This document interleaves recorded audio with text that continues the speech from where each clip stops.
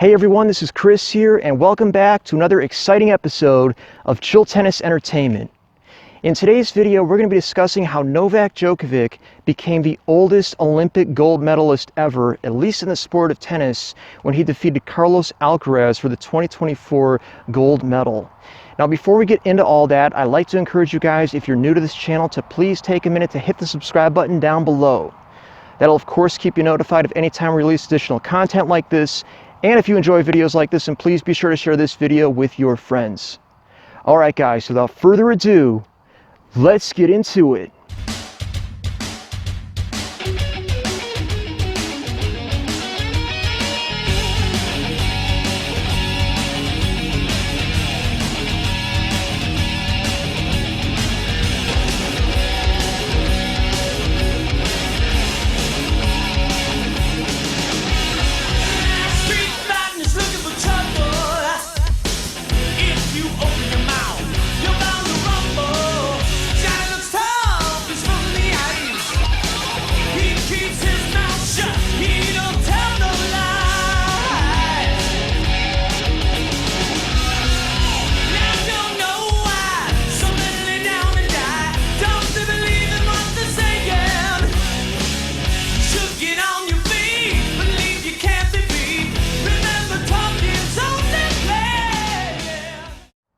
So when Alcaraz defeated Djokovic at Wimbledon last month, it really felt like a bit of a changing of the guard, at least to me. Djokovic was able to get to the finals. He actually had a pretty easy draw, in my opinion, getting there, and that included a walkover in the quarterfinals, I think it was.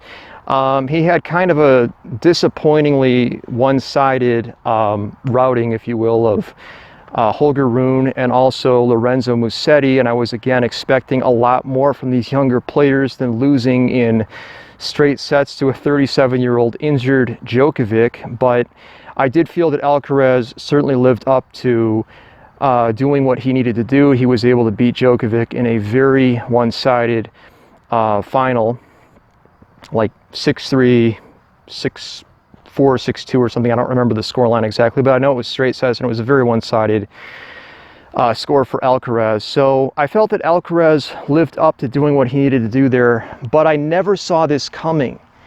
And in my last video, actually, I thought that that would perhaps be one of my last videos for this channel because I didn't think that there was anything else to say about these next-gen guys. I've always been involved with this sport in a way of trying to build the game up, trying to get more people involved, and making videos where I'm basically dissing on the future of the sport just doesn't feel right to me. But I see some serious problems with the game and the direction that it's going in, and that's why I wanted to bring these things up, because I'm aware of the fact that the tennis media is just not going to do that. They're not going to be honest about the problems that we're having right now with the sport.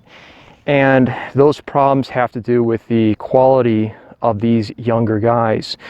So there seems to be a pretty interesting argument that they make every time you've got a Sinner-Djokovic match or an Alcaraz-Djokovic match, or basically any time that the younger players are having to deal with Djokovic. They say if Djokovic wins, Djokovic is the greatest of all time. He's done more than any other player in recent times, at least, and it's no surprise that they lost to Djokovic, even though he's old, at least in tennis years, because Djokovic is the best. Now, when Djokovic loses to these younger guys, they kind of flip it the other way, and they say, wow, Carlos Alcaraz just beat Novak Djokovic. And, you know, never mind the fact that Djokovic is injured or that he's 37 years old, they try to pretend like this is him in 2013 or 2014, where he's still young and he's still in his prime, he's still in his 20s, and they try to present it from that angle. And of course it doesn't work because we know better.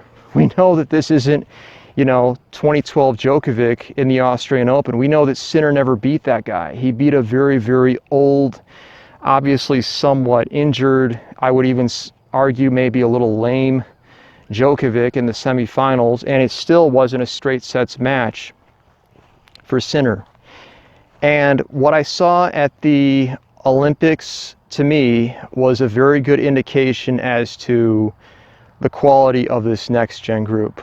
We saw, beginning in the quarterfinals, Stefanos Tsitsipas, a guy that won Monte Carlo this year, a very, very good clay court specialist, you could argue, lose to Djokovic in straight sets. And Djokovic, again, 37 and injured, and he's beating Stefanos Tsitsipas in straight sets on Stefanos Tsitsipas's best surface, which is clay. Then we move on to the semifinals. We've got Lorenzo Musetti, the guy that took Djokovic to 5 sets just a couple of months ago at the French Open. And I'm thinking, okay, well, maybe Musetti will at least take this to 3 sets. You would think he's going to win a set. I mean, if he took 2 sets off of Djokovic a couple of months ago, then he should win at least 1 set in this match. And surprise, surprise, Djokovic crushes Musetti. The 22-year-old who's in the prime of his life can't win a single set against a 37-year-old injured Djokovic. It's like, with these next-gen guys, seriously, they shouldn't be losing like this. At 37, they should win at least 1 set if they're truly the best of their generation. I mean, I'm sorry, but that's pathetic. And then we get into the finals, and I'm thinking, okay, Alcaraz is obviously going to be the favorite. Djokovic and Alcaraz always have, for the most part, really good matches, so it should be a fun match to watch. And at the same time, I'm thinking, well, maybe Djokovic wins 1 set. You know, if he's playing well, he gets off to a good start. I felt he could win maybe 1 set. I really did not think Djokovic had much of a chance in this match, honestly, especially after Wimbledon. Yes, I know that he still knows how to win, and he did have that victory against Alcaraz at the French Open last year, but things have changed a lot. Djokovic, of course, is a year older, he's a year slower, and Alcaraz is playing a lot better than he was 15 months ago. And in this match, I was shocked that Djokovic was able to win the first set in a tiebreaker, and then as the match progressed and there were no breaks of serve on either player's part, and it went to another tiebreaker, I was thinking Djokovic actually has a legitimate chance of winning this match. It was amazing how competitive it was, especially given the fact, again, that Alcaraz is a great player, and I've said this before, I really do think he's a great player, just not a future all-time great. There's a big difference between being very good and being a legend. And Djokovic being hurt, I mean, his movement was not good in this match. He moved, I felt, sluggishly at times. He looked like he was struggling to get to the ball, but he was doing a lot of damage with his shots. And it was an amazing thing to witness what we witnessed. And Djokovic was able to win the match 7-6, 7-6. He just edged Carlos a little bit in those tiebreakers, and I have no words. I will say this much for Djokovic. He is, in my opinion, the best player to have ever played the game, and I will go on record for having said that. He's certainly the best that I've ever seen in my lifetime.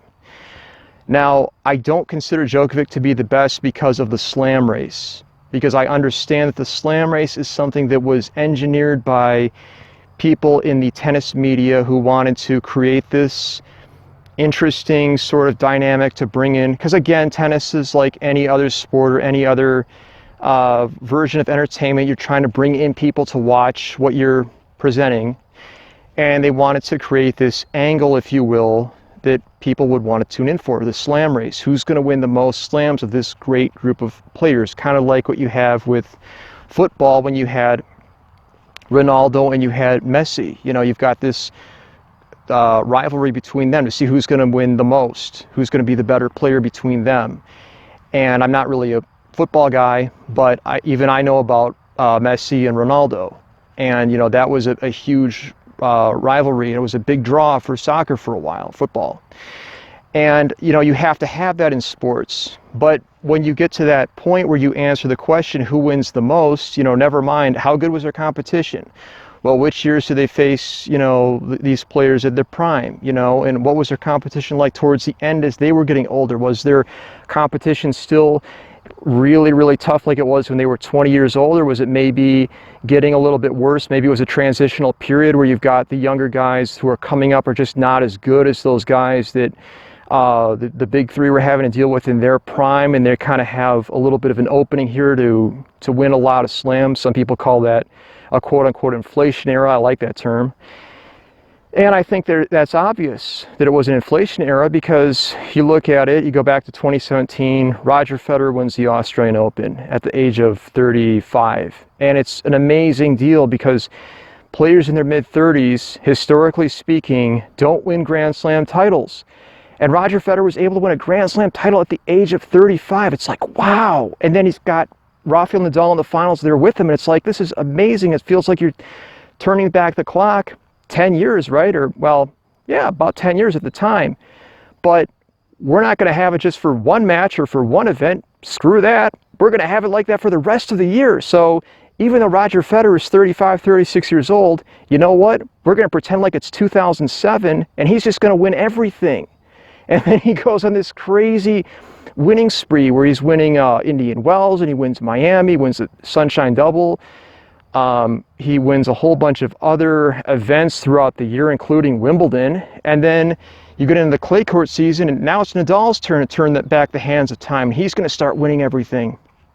He wins the French Open. He gets his La Decima, his 10th French Open title. And then he wins the US Open. And it's like, enough already. These younger guys need to do something. This is ridiculous. You've got guys in their mid-30s. I guess Nadal was in his early 30s at the time, but still winning everything like it was 10 years ago. And it's too much.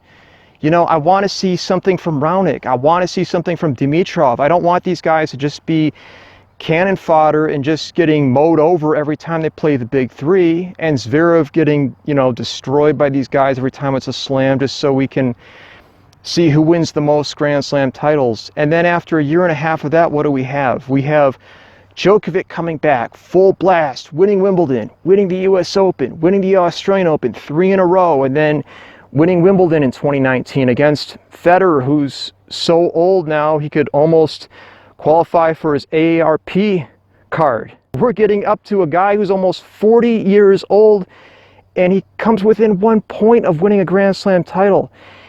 And I just want to bring this up because it's a sad reflection on the state of the game when we don't see anything from these young players. And years and years and years go by and they do nothing. And then you get to 2023, 2024, today, where these guys have been trying for years and have been failing, and you have all these guys that a lot of us fans look at as being terrible, if you want the truth. The Zverevs, I won't throw in Medvedev because he won a slam, but the Tsitsipas's, the Shapovalevs, the Kyrgioses, I'll throw him in there. The guy drives me nuts. But you get the idea. And then, of course, the lost-gen guys, Dimitrov, even though I think he's a cool guy, but Dimitrov certainly qualifies. Raonic, Nishikori, Goffin, all those players, guys that never did anything, and it's sad. I really hate seeing that, because now when you stop and think about it, if Carlos Alcaraz or Jannik Sinner, they beat any of these guys, it doesn't do anything for them because everybody knows they're not that good. And then if you want to present it from the idea of Carlos beating Djokovic, we already know that Djokovic's old, so he gets nothing out of it. And then you have a loss like this at a very important event. The Olympics are probably the second most important event next to the slams. And some players would even argue they'd rather have a gold medal than an actual Grand Slam title. I'm not sure about that myself, but certainly it's a very important event, and he's losing in straight sets to Djokovic. It makes his generation look terrible. It makes what Carlos has already done look a little pedestrian, because we think about it, if Djokovic is beating him at 37, what would Djokovic have done to Alcaraz if he was the same age as Alcaraz? Would Alcaraz even win a set against Djokovic? Because I don't know that he would. And I'm not just saying that to, stir the pot or whatever. I really don't know that. Djokovic was an amazing player at 21. I remember watching him back in 2008 when he had that incredible run at the Australian Open. He beat Roger Federer in straight sets. Back when Roger Federer was the 2-time defending champion, beat him in straight sets. And then he beat Joe Wilfried Tsonga in the final. Some really great matches actually from back then. And I'm at a loss. I mean, I think about that. I really don't think that Alcaraz would be winning anything if he was having to compete back then, even though I still think that Alcaraz is a good player. And I'm sure if he were competing in some other eras, maybe in the early 2000s, he could win periodically, but I don't know. I mean, I'm just kind of, I'm impressed and I'm happy for Djokovic, but I'm a little bit sad at the way that things have transpired here for these young guys, because I know that once Djokovic is retired, tennis is going to have a lot of things to answer for and a lot of things to re-examine, and maybe that's for the best. Maybe that's the direction the sport needs to take right now, is to ask the question, what's the future of this game going to look like? Because obviously we're not going to have a legitimate slam race. We know that Alcaraz and Sinner are not up to the level of the big three. They're never going to be. They're never going to be, in my opinion, even an Agassi, Sampras, Courier, Chang generation, or a Borg and McEnroe, Connors, Lendl. They're just not up to that kind of a level. So it's an interesting point that the game is at right now. And I don't know. I mean, I just feel that for all the people that are hyping these guys, talking about how Alcaraz is the best 21-year-old of all time, he's not. I mean, we have to be honest about it. He is a great player, but he's clearly not better than Borg, clearly not better than Nadal. Nadal would have never lost the Olympic gold to Djokovic if he was to come back from 2007. It wouldn't have happened.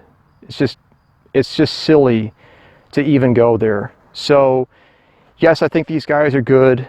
Yes, I'm excited about what they're adding to the game, because the game desperately needs people like Carlos Alcaraz and Jannik Sinner.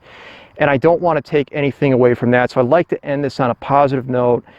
I really appreciate these young guys in that regard. I feel that their heart is in the right place. Maybe their game is just not quite there. But I hope we get more players like that, at least, so we can have some interesting rivalries going forward with Alcaraz and Sinner and some other young guys. And then just to say this much for Djokovic, I've seen his entire career.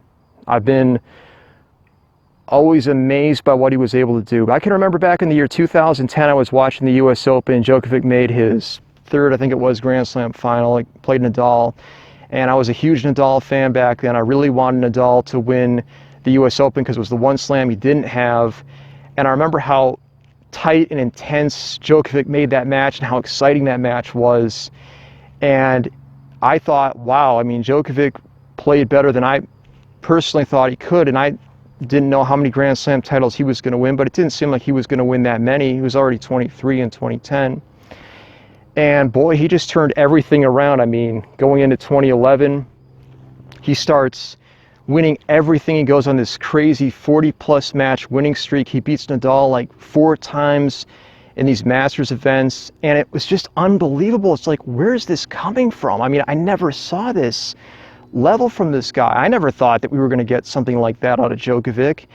And then he kept, it seemed like no matter how high the big three, meaning Federer and Nadal in this case, would set that bar, Djokovic would always find, somehow he would find a way to break it. And it was a remarkable thing. What Djokovic has done with his career is nothing shy of phenomenal, and I'm really grateful to Djokovic that he cared so much about tennis, to put in that energy level and that effort level to make the sport great. And whether you like Djokovic or whether you don't, let's end it on this. We're lucky to have him. We're lucky to have Nadal. We're lucky to have had Federer, all those great players that have created so many wonderful memories for us over the years, and we got to witness all of that. And I hope that Alcaraz and Sinner are both able to do more of that, and we have more matches to look forward to in the years to come. Those are my thoughts. Let me know what you think in the comment section down below. Thank you so much for watching today's video. I will see you at the next one.